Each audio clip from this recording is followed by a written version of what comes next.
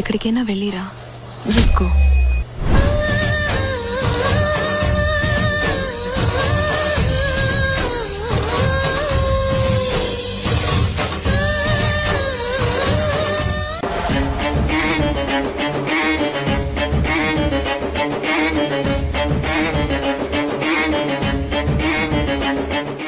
అన్ని ప్రయత్నాలు చేసావుగా, ఆఖరి ప్రయత్నంగా శివయ్యని అడుగు.